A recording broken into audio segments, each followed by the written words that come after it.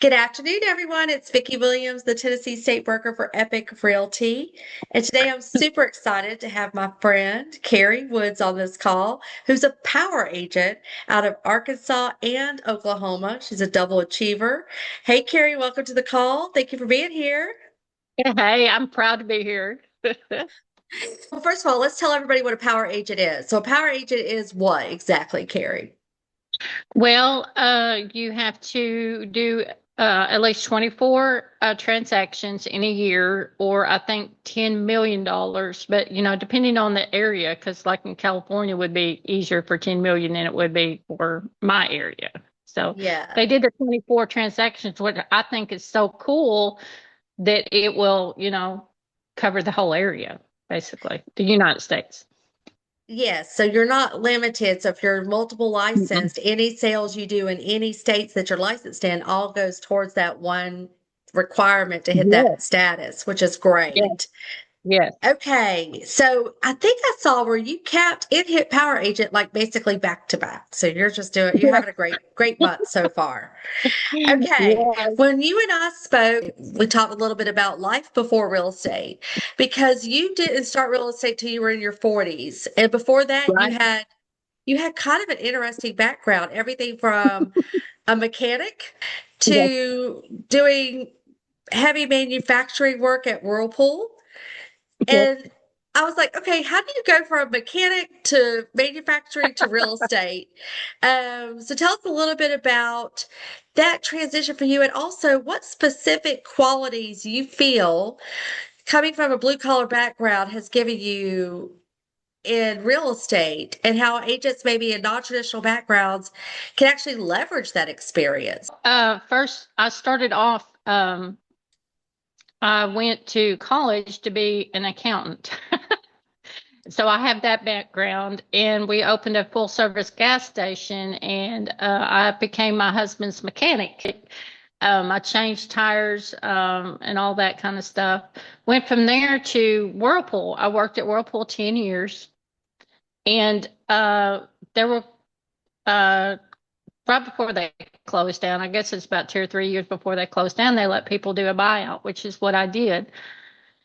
And my husband is the one that talked me into getting into real estate. He said, "You would be awesome at it because you like to help people," which I do. I want to see people in a home. I want to see them secure and safe. I want their children to be able to say, "Hey, I'm going to go home." To me, that's the best sounding phrase ever. I want to go home and take a nap or whatever. It's their security, it's their safe spot. So I started selling. I was usually, um, I had I'd say low end. I didn't have $500,000 listings. I didn't have people that could buy $500,000 listings. I had people when I started in '08 that had a lot of credit issues. They didn't know what to do. They would walk into a bank at that time, and all the bank would say, "I'm sorry, I can't help you."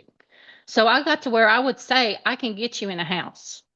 But, or however, it will take some work. It will take some time. Don't think you can't do it. Because sometimes when people hear that I can't give you a loan, you'll have to leave, they don't ever think they can do it. And so they go through their whole life never thinking they can accomplish the American dream. And that's just not true. Coming from the service industry, whether you're servicing a car or servicing an appliance, you're servicing people in real estate. No matter, it's still service, you're still servicing the person.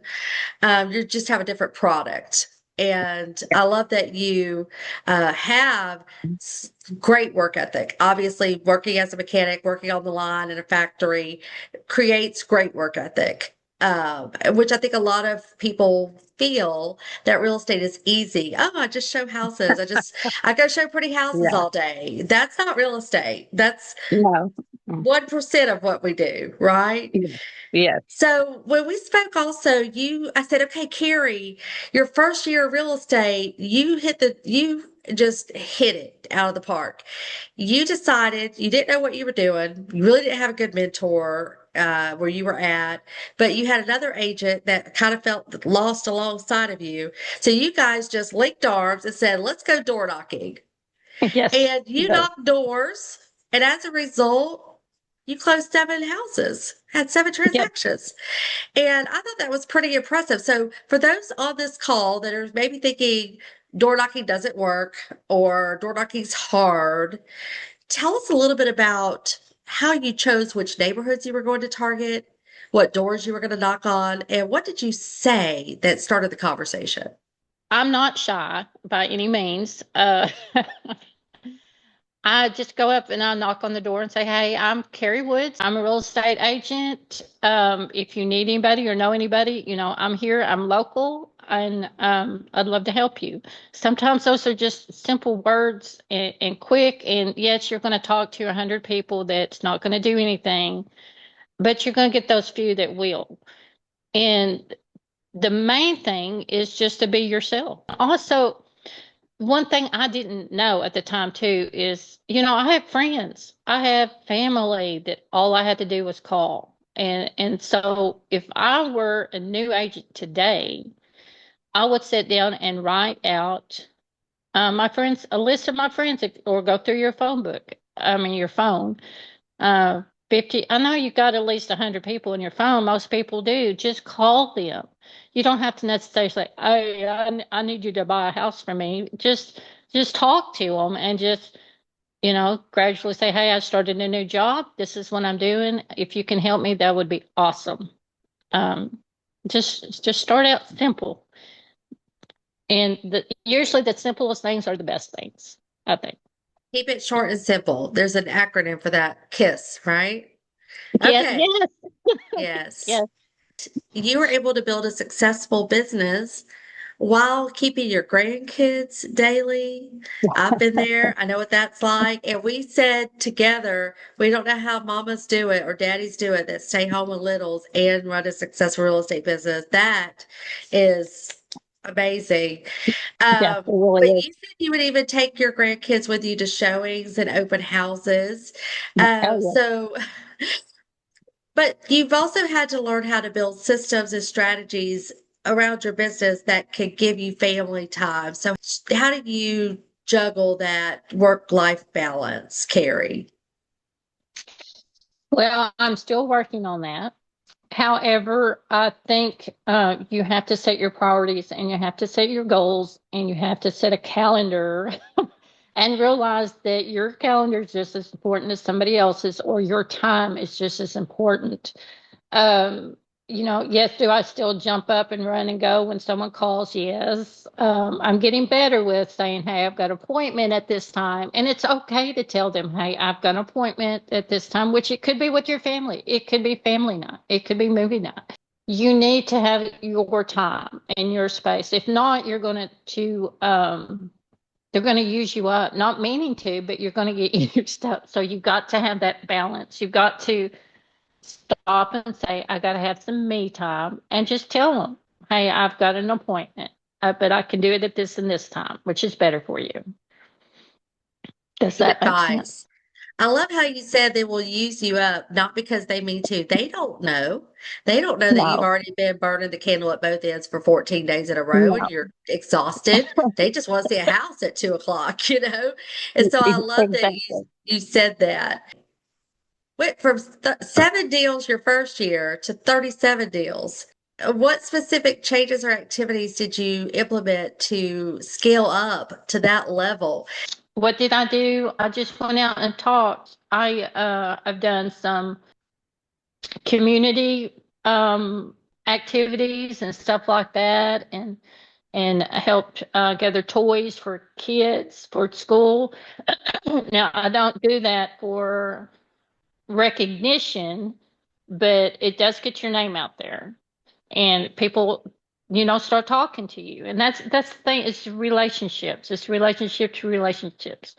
And that's why you don't be fake about it. I'm the goofiest person in the world. I really am. And of course I can be serious when I need to, but um and lean into that. Lean into what who are you? What do you like? Go to the gym. Do you go play tennis? Do you do craft shows? Well, we Okay. talked about community connection, Carrie. and how important being involved in your community is. You even get involved with things like the Grand Avenue cruise and car shows. How do you convert those social activities into business? What does that look like for you? I know you talk to people, but at what point do you start talking about real estate?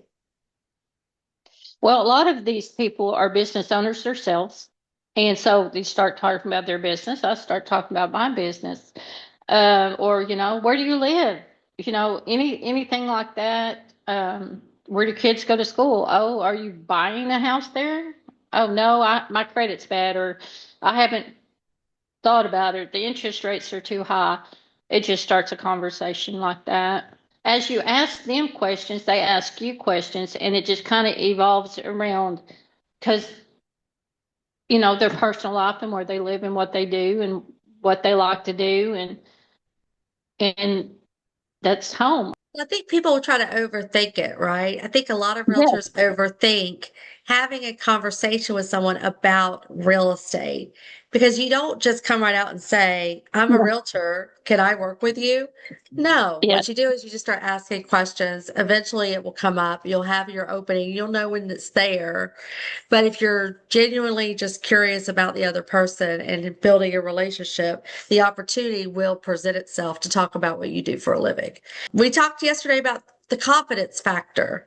You said for some advice for agents, we're talking about what advice can we give agents on this call.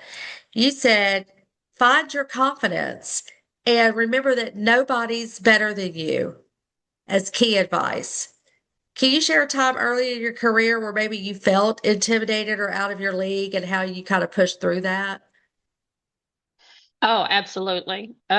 Absolutely, especially at first. And when you're walking into a house or someone, that's $500,000 or $1 million, and you're like, my goodness, how am I going to talk to them? You've got to realize that they are people too. Or have they been successful? Yes. I just had to step back and I had to know my stuff. First of all, your confidence is also your knowledge. So you can't just go into a place and not know anything. You need to know your contracts. You need to know what you're going to be doing for them as far as advertisement and all that stuff. So to be confident, you have to be knowledgeable also. So do your homework. Don't just go in there blind because you'll look that way. But yeah, know your stuff to be confident, but to know your worth, your own worth. I mean, whoever you are, you're an awesome person. God put you on this earth and he put you here for a reason, and so you're worthy. You're worthy of whatever it is you want to do in life. So just know that. Know your worth. Love that because I feel like that is a part of having the right mindset in this business. If you don't think you're worthy of that client, that listing, that appointment, that purchase price, that sales price, that commission, if you don't think it and believe it, they're not going to think it and believe it either. Right? No, they're not. They're not. That's right. And you are. Wow. You're worth it. Psst. Mic Yeah. drop. That's good stuff, Karrie. I love that. Okay. You've already done 25 deals this calendar year. You hit your 25th deal this week, so you hit that power agent Yeah. status. She's fresh power agent, fresh power agent. That's good. Congratulations. Thank So you. when I talked to you about how did you do that, the very first thing you said was you set a goal. Without a goal, you don't have a mark to even try to hit. That's And you right. talked about the importance of setting goals and knowing what your days and what your weeks are going to look like in advance. Talk to us about that. So I love how real and authentic you are. There's so much business out there. For the agents out there that are saying there's not enough business, there's too many realtors, the market's saturated, there's not going to be a big enough piece of the pie for me to get in there and do my thing. Look at how much business is actually happening. Like there's a lot of business happening. There's business for everyone. Karrie, you got Everyone. your business by having a reputation of being service minded first, going above and beyond what the normal realtor does. These are huge nuggets, you guys. Always think whenever you're in front of a buyer or a seller, how can I 10x this experience for them? Yes. What more can I do for them? Because if you're just doing the minimum, the basics that's required as a realtor, you're not going to get lifelong repeat referral clients. You're just not. You're going to have a transaction. Yeah, that's true. And I've seen agents, and I know of some agents where you can tell all they want is that commission. All they're looking for is that commission. Well, guys, it's not about us. And to me, in my mind, you have to have that mindset. It's not about us. We're helping others. What can we do for them? What can we do for them to make this experience better or whatever? That money will come. And that's one thing you sure don't need to be worried about. Because, the more minute you worry, oh, I got to have this money, well, it's probably going to fall apart or something. So Isn't it's that the no truth? guarantee. Yeah, that's Yeah. the truth. When you need it the most is when it falls apart. Okay. So we're going to wrap this up, Carrie. I've got two questions I end every interview with. Who inspires you? Who do you look up to, follow, read, listen to? This is, I know, going to be a completely different answer than what you expect. Is my husband. I mean, truly, it is my husband. We have been married 40 years, been together 43 years, and he is my biggest cheerleader. He obviously has seen me through everything, and he is such a positive influence. And to know, it's like, okay, this is the problem. What we already know what's happened, so what do we need to do to move forward to fix it? And and it's him. I do listen to some, but my biggest thing is music. Music. If I get in a slump, I listen to music. And that's my big thing. Yeah. Really And good sunflower. advice because that could Yeah. totally change your whole spirit and energy and mindset. And I love what you said about your husband. It's so important to have someone in your corner that understands what you go through every day and that can be there when things are hard and help. My husband helps me problem solve all the time. If I've got a problem, Yes. he's like, "Have you Yes. thought about this?" And I'm like, "Oh my God, no, I can't." Sometimes you can't see the forest through the trees, and you just need that person that's going to Exactly. give you another perspective to consider. And then what does your next level up look like, Carrie? You've hit power agent status, you're closing 25 plus deals. What's your next level goal and how are you going to get there? My next level goal, I want to sell 36 houses next year, and I want to have at least 200,000 revenue. I mean, income, and I want to bring in at least 4 agents. Is that You pretty can do it. specific? Isn't it?